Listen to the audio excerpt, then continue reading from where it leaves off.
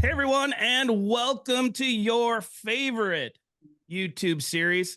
It's our favorite YouTube series as well, not another demo. And I know what you're thinking. You're thinking, Matt, sometimes this podcast gives off like folk music vibes, and we're looking for something a little more hardcore. Well, fear not, my friends, because today we are going to have a clash with reality and bring not another demo to a new level as we walk through cemetery gates into a place of domination. I'm here with my cowboys from hell, the one and only Mr. Aaron Bragg, and the hammer, Anthony Coggins. And we're going to be talking with Jason Mar-Tang from Pentera, not Pantera. And we're going to be talking about penetration testing and what it looks like to put like a real penetration testing program together. So Jason, with that, feel free to introduce yourself and tell us, why in an era of way too many meetings on our calendar, folks should spend a half an hour with Pentera. Sure. No, thank you. I appreciate it. So my name is Jason Mar-Tang. I'm the field CISO here at Pentera. I've been in the industry for about 15 years. And in that time, I've had the privilege of working with a lot of different technologies and a lot of different strategies that surround those technologies, such as multi-factor authentication, authenticating humans and identities, SIM, security information event management, really collecting a lot of logs, DLP, data loss prevention, making sure that data is found and not leaving organizations, privilege account management, network detection and response, endpoint detection and response, so securing the network and the endpoints, and finally really decided, well, all this technology is fun, but it's all defensive defense. We're playing defense against the attackers. And how do we really know whether or not our defenses are really acting and working as they should? And they're not cheap, these tools either, right? You spend a lot of money investing in this, but how do you know that you're getting the biggest bang for your buck, or that you're actually protected? And typically that's done through security validation exercises. So this is where you would see penetration tests occur, or organizations would either be lucky enough to have the talent in-house, or they engage a third party. And our founder and CTO actually said, well, we can make this a little bit easier with automation. So from my perspective, I said, well, this is really cool. I now get to engineer a solution that is on the other side of security to keep all those defensive technologies that I just mentioned in check. And for organizations, they now have the ability to do it as well, continuously and through that automated process. So hopefully that answers your question about my background and what and why someone should look at Pentera. For me, it's twofold, because I was interested in the technology, I was interested in the space, and interested in the value that it can bring to our customers. I will jump right in because I'm in the middle of a giant secure software development lifecycle project. Sure. So I'm living this right now. One of the things that we've traditionally ran into in the past, right, is, getting time on people's calendars to get the pen testing done. And that's only become harder and harder as you get into the CI/CD pipeline. Right. So the days of where we try to, have projects set aside, hey, when you're getting close to the end, set aside these 2 weeks. We're gonna do pen testing, the first part of it, then we'll meet with you, then go remediation, and then you can go live.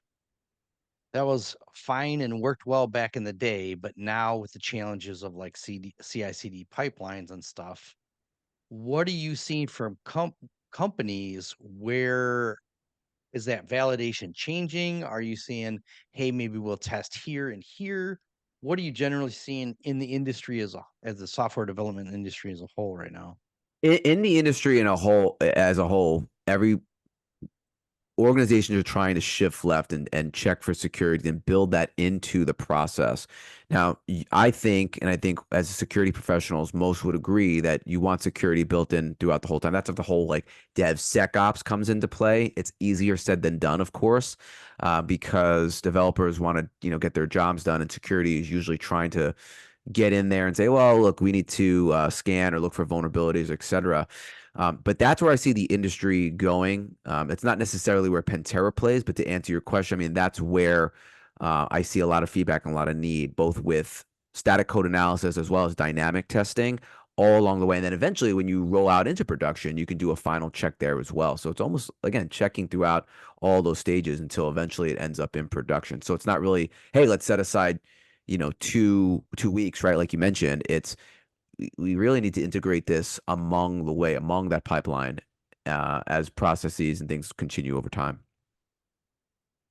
So, What do you? Oh, go ahead. Sorry, Anthony.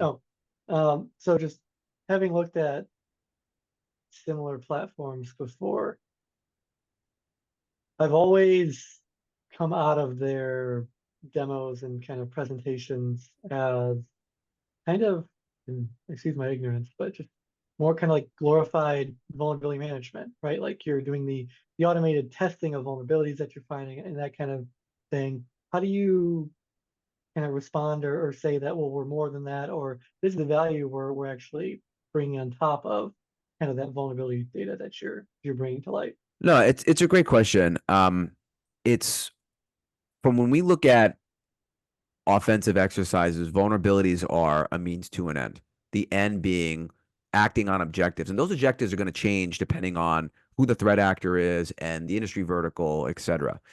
To answer your question directly, it's much more than just looking at vulnerabilities, because if I can exploit a vulnerability, all the juicy stuff, quote unquote juicy stuff, happens post exploitation. So if I'm able, and I'll just say if I'm able to exploit a vulnerability, a CVE, and now I can either escalate privilege or get remote code execution on a machine, well, then what? I can extract data, I can extract identities, and those identities may allow me to move laterally. And that's where things can get really interesting, because as an attacker, am I going to be contained, or am I going to be able to move into a different segment? Am I then going to be able to get more information to continue lateral movement, up until which I at some point maintain persistence so I can come back and go about as I please? So this, you could see, for example, issuing or trying to compromise Active Directory, golden ticket attacks, and I can go wherever I want. And where I've seen that really be very damaging is now I can mass distribute my malware or my ransomware. I hit the little red button and now everything's encrypted, right? So from our perspective, when we go about testing, the value we provide is, yeah, we'll show you vulnerabilities, but it's more of these vulnerabilities can be exploited, and it can lead to XYZ, and that's what the real impact is. And as a result, you can prioritize which ones you need to focus on, because you'll know which ones lead to more wide scale exposure in the environment. So is that one of the advantages then, is you guys are able to perform like that targeted testing? And where I'm going with that is because that's key when the first thing that the business asks, right, when I'm meeting with them after one of the engineers, discovered something, because we're fortunate enough to have an in-house red team. Nice. They Good for come you. in, they'll say a bunch of stuff, and then the business kind of glosses over. They want to know, okay, well, why do we need to do this? What's going to be the cost behind it? And another big thing is prioritize. Okay, well, let's prioritize these. Is this something we got to get done in this pie, right? In this planning increment? Is this something that can wait to the future? Are you guys able to do like targeted testing? So if we remediated this certain part, then you're able to do that? Or can you even do targeted testing at the beginning, saying, okay, hey, this stuff has already been through the process. This is already kind of scanned. Really no new codes introduced here, but this particular module, this particular section, right, is new. We want you to go kind of beat that up. Are you guys able to do that? Yeah, we define in the tool, we define different scopes of work, which are really just IP addresses. So we want to test here, we want to test there, we want to test here, we want to test there. And that becomes the repeatable scenario. So let's just say, for example, I want to see if I can compromise segment A, move into segment B, and also include critical assets in segment C, right? Maybe it's our privileged VLAN or privileged part of the network. What we do, and it's relevant to what you were mentioning about communicating to the business, because again, the business, they don't really care about the bits and bytes. It's what risk am I mitigating? How much is it cost, et cetera. So when I talk about programs and advising customers, I usually start there, say what are some of the critical areas of the business? Let's build the program around that, because really you're trying to mitigate risk to make sure the business keeps flowing. So and it depends on the industry vertical, right? If you're in retail, it could be the ability to sell, or your PCI environments. If you're in healthcare, it's going to be your patient information. So it really all depends, but that criticality is where you should start. And then once we find and define there's risk, we communicate that risk to the business and say, here's where we need to prioritize. And this is where sometimes, depending on the way, of course, the organization is set up, we can get other business leaders to help prioritize that and say, look, if we don't do XYZ, we're at risk. We can either accept this risk or we can mitigate this risk by performing, these changes, right? And therefore, that's why they need to be prioritized. So I don't know if that answers your question, Aaron. No, it does. So with the kind of reporting that you put out from the platform, do you have different types of reporting, right? So for example, like the report out that I could give to like the development team that actually do, as opposed to maybe like a executive summary or something like that, where that's going to go to like, middle management, or the people that are kind of, writing the check, so to speak, getting the funding out. Like, how does your reporting structure work? Yeah, the reporting does have an overall risk level where you'll see, for example, let's just say we have, to make it easy, there's 12 months in a year, we do a test once a month. We'll see that in the report, the overall trend. And are we trending upwards, meaning we're doing better, or are we trending downwards, right? Or maybe there's a change 1 month and all of a sudden the risk is increased. And then we can get into an understanding of, yes, there were identities compromised, there were passwords that were cracked, there was lateral movement, there was remote code execution. All of that becomes a high level scorecard. So you could take that information and give it to the executives and say, here's where our risk, because they're going to come to you and say, are we ransomware ready? And you can say, yes, we are. How do you know? Well, here's the Pentera report, right? So we tested, we're good. Or you could say, well, actually, we identified a gap, but we know what we need to do to mitigate that risk. Now, you could take that report, the more detailed report, with the information of the specific prioritized vulnerabilities, as well as the other metrics in that report around, oh yeah, these passwords are cracked or whichever, and get it to the infrastructure team, get it to the appropriate team, so that you can start making those changes. And then next month, when it rolls around, do the same test, and hopefully your risk score should be higher Are or more acceptable. you augmenting or replacing traditional pen testing and red teaming? It does. So, I would consider penetration tests and penetration testing a little bit different than the red teaming. So the penetration tests are a little bit more wide scale with security validation, where red teaming can be very specific in looking at adversarial campaigns. It does depend on where the organization is on their journey in their offensive security program. So with organizations that are just starting, where I guess to answer your question, we augment, because if you're doing a third party for hygiene purposes, well then, yeah, we could replace, but typically we're looking to help scale, right? You're doing it once a year. We want to enable you to know your security posture way more often than that. I say once a month on average, because you have change management. That may be once a month. How great would it be to, after that change management, you run a Pentera test and know what your risk footprint is? So you could say, okay, no, we're still good. It's like having a pulse, right? I'm good. All of a sudden, something happens, my pulse raises, right? Someone on the street comes up to me and I'm like, oh, am I ready? Right. And at the same time, for teams that do have the luxury of having the expertise in house, they're still humans, right? They're still limited by the amount of volume they can do. So they may want to focus their efforts on A, B, and C, but what about D, E, F, all the rest of the output, or the rest of the network? Well, Pentera helps them scale out more comprehensively. So now they can hit more of the network, and at the same time, they can continue day job. So it's more of having a power tool in the tool belt to be more effective. Makes sense. So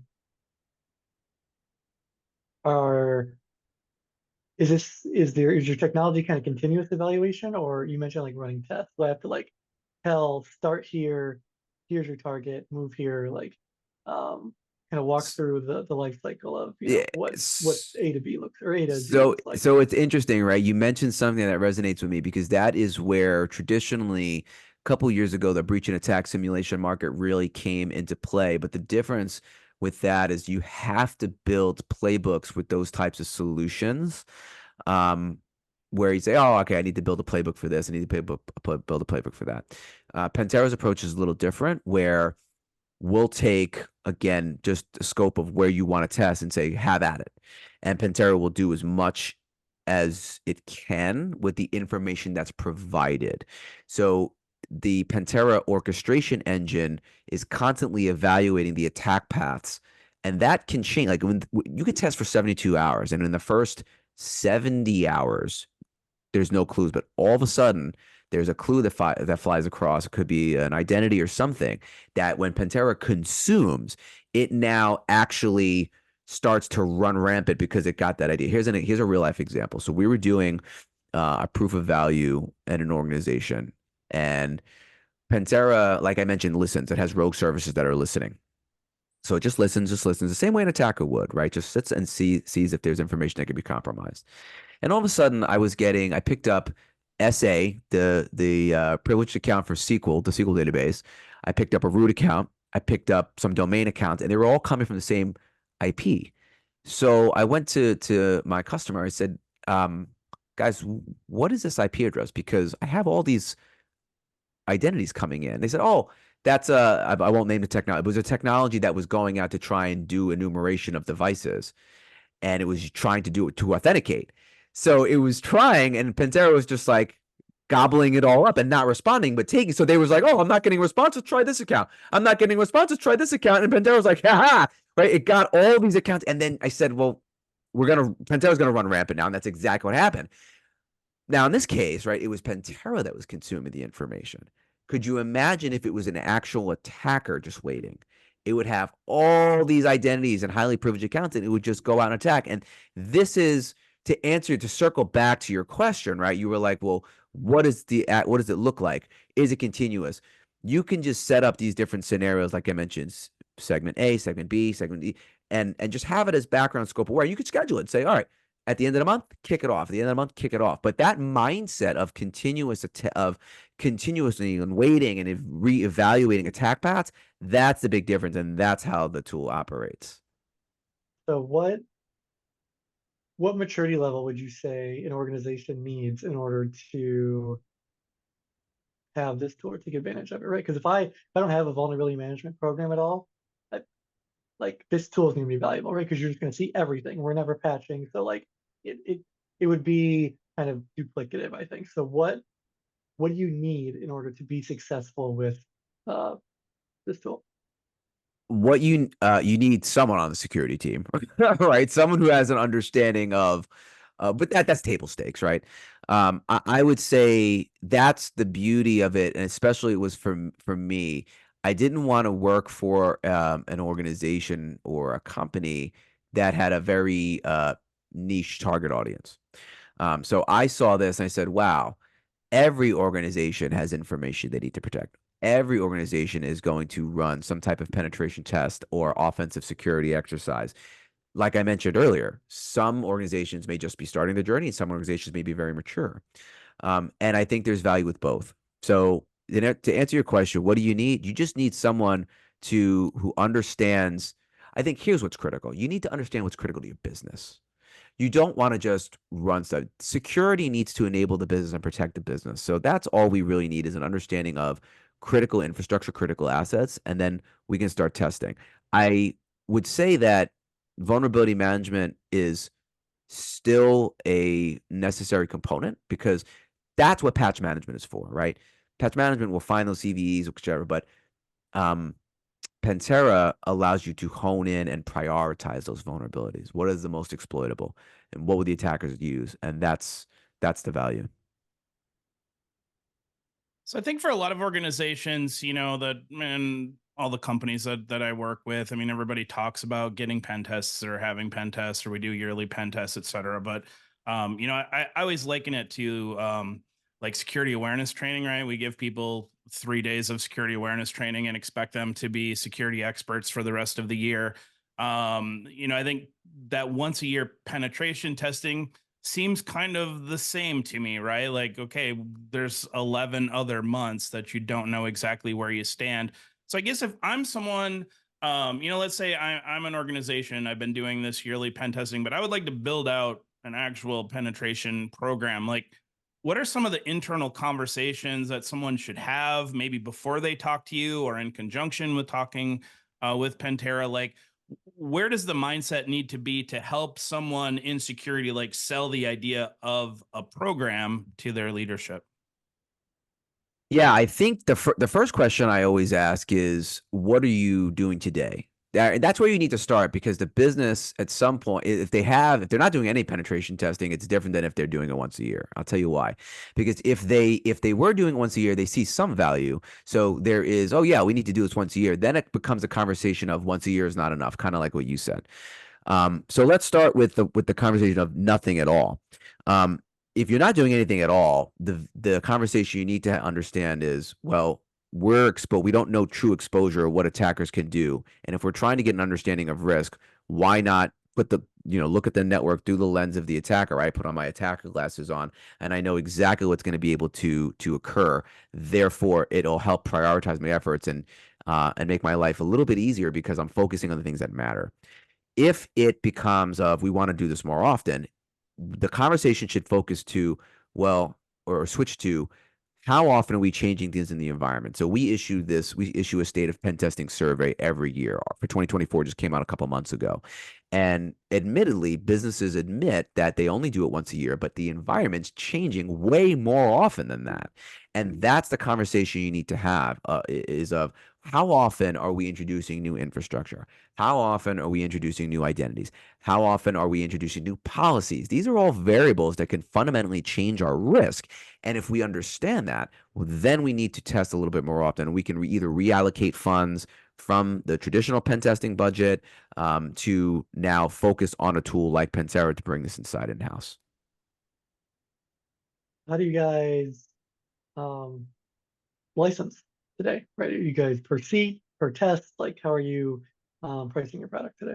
Based on the size of the environment. By that, I specifically mean internally. So our position is, we spent a heavy time looking at the different attack surfaces. So the internal attack surface, how many IPs are there? How many targets are there? So that's what we need to know for the internal side of things. For the external side of things, we need to look at what can be enumerated from the outside. So we look at domains, subdomains, websites, IP addresses. Essentially, what do the attackers see, right? So we evaluate it that way, and we license that way. And then from the cloud perspective, which is new, we just started focusing on that, because organizations are like, well, is there risk that could lead from a compromise in my on-prem environment and pivot into the cloud? We need to understand how large the cloud or how many cloud workloads there are there.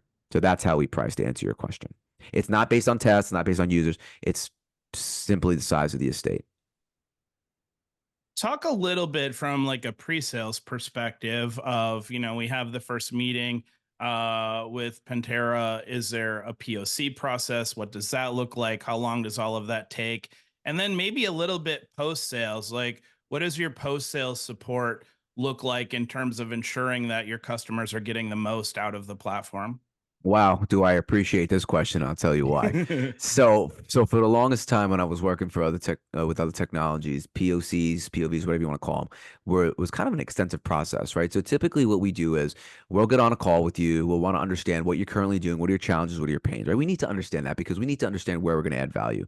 Are we going to add value because you're just starting a program, or like we've been saying, are we augmenting what you already have? Once we get an understanding of what that is, we'll set up a proof of value. And guess what? Our proof of values can be done in a day. And the reason why it's such a short amount of time is because through the automation, you'll see things very quickly. You'll quickly understand, is there risk? You'll quickly understand what controls are working well. Our EDR is firing. Our SOC is responding. The SLAs are being hit or not being hit, or we're not seeing anything at all. All of that occurs within a working day's period. After that, once we transition and you become a customer, you get a post-sales team that includes a customer success manager. It also includes what we call a solutions architect. The solutions architect is an ex-red teamer, an ex-penetration tester that has a lot of experience that can help get an understanding of where your program is and leverage Pentera and strategize with you to make sure that the program really is a program. It's a journey. You're going to start by maybe doing it once a month, and then you're going to say, yeah, but you know what? We have critical assets over here, or we want to test over here. Cool. Let's build another test in this way. So you become, because look, the worst thing that could happen for any vendor is that your software becomes shelfware and it's not being used. We definitely don't want that. So it's in our best interest to make you successful, and that's where the post-sales team comes into play. So, and for example, the team of pre-sales engineers, all the information that we're picking up ahead of time, we're going to relay that to our post-sales team as well, right? So that original proof of value, which is a small test that gets conducted, the things that we discuss in that period, in that day, that's valuable information that'll help you on that's like that's the step zero, right? Step zero is that POC, POV, and then step 1, step 2, step 3 happens once you become a customer. Well, fellas, We're starting to run against it, but I do Yeah, want go to ahead, get one Aaron. quick question in.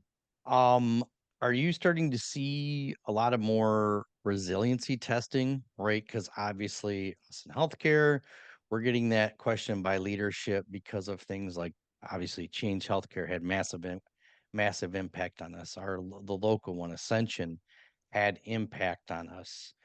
You know, our leaders, our business leaders, and clinical leaders are asking, okay, how quickly can we get back up? You know, they're finally starting to understand the importance of resiliency. Are there, do you have like automated tests you can run? Like what can you do when it comes to like checking, your company's resiliency? Yeah. So we're not going to do any damage. I think it's important to state that. Like, we're not ever going to compromise the availability of information. I think where we're jumping into those conversations of resiliency and are we ready is running the test to see, for example, in a ransomware attack, are we going to identify it? Are we going to stop it? Are we going to contain it? And based on that output of information then gets fed into the general exercises of, yes, we respond, or if we didn't, then what's the next step? How do we react to this? And what should our series of steps be afterwards? So it's more of, because we're the catalyst, naturally, we hope that organizations will stop Pentera and catch Pentera. And I say that because I never know what I'm going to find, right? Sometimes we go in, we think EDR is working, and EDR was in monitor mode, or EDR didn't start, and all of a sudden we're getting complete ransomware chains, unbeknownst to the security team, right? So it's those types of tests that are extremely valuable because that's very easy to fix. Oh, the agent didn't start. Let's find out why. And now the agent is there. So it is definitely, what we're seeing is an uptick in requests for tools like Pentera, because exactly what you mentioned, right? The widespread attacks, it's getting real for a lot of organizations, not just healthcare, in different industry verticals as well. And that's good, because that means that overall the industry is shifting to a proactive mindset as opposed to a reactive mindset. Yep. Well, fellas, I learned something today. I learned that penetration testing is a critical component of your security portfolio. But if you're only doing yearly penetration testing and then not remediating and not checking and all of that other stuff, you might not be doing good security. In fact, you might be doing really bad security. So if you are interested in putting together a true penetration testing program, get a hold of our friends over at Pentera. Jay, thank you so much. I knew this was going to be a good one. We know when the time flies, that it's a great episode. So thank you so much for being a part of this. And we'll see everyone for episode 45. Oh, like and subscribe and all that fun YouTube stuff as well. See you, everyone.